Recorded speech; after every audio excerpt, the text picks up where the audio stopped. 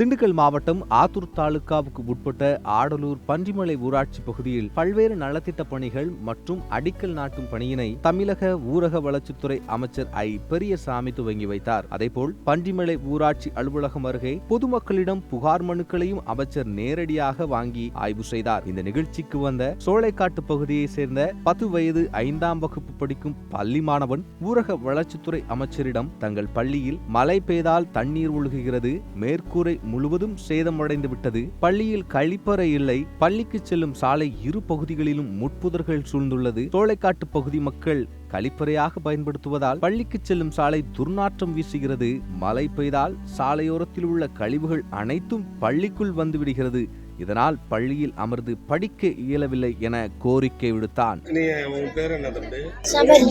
அமைச்சர்கிட்ட என்ன சொல்லி கேட்டீங்க? ஸ்கூலுக்கு போற வழியில பாத்ரூம் இருந்துச்சிருக்காங்க, நடக்க முடியல, மழை பெஞ்சாங்க, அது அப்படியே தண்ணியில அடிச்சுட்டு வந்தது, அது மாரி சுத்தம் போற வரும். ஸ்கூல்லாம் தண்ணி மழை பெஞ்சா தண்ணி ஒழுகி உட்காந்துருக்க இடத்துலாம் வந்தது, உட்காந்துருக்க டேபிள்லாம் ஒழுகுது. நீங்க எந்த ஊரு? சோலைக்காடு. இப்போ அமைச்சர் என்ன சொன்னாங்க? பண்ணி தந்துடுறோம், இப்போ வந்து பார்க்க சொல்றேன் சொன்னாங்க. உங்களுக்கு அந்த வசதிலாம் செஞ்சு தந்துடுறோம். ஸ்கூல்ல லெட்டின் பாத்ரூம் இருக்கு, அதுக்கு என்னதான் செய்யறீங்க? லெட்டின் பாத்ரூம் பாத்ரூமுக்கு நாங்கள் கீழே இறங்கி போயிடுவோம், பொம்பளை பிள்ளைங்க வந்து மேலே இறங்கி போயிடுவாங்க. ஸ்கூல்ல இல்லை. மாணவனிடம் முழுமையாக கேட்டறிந்த ஊரக வளர்ச்சித்துறை அமைச்சர் உடனடியாக ஆய்வு செய்து நடவடிக்கை எடுப்பதாக தெரிவித்தார்.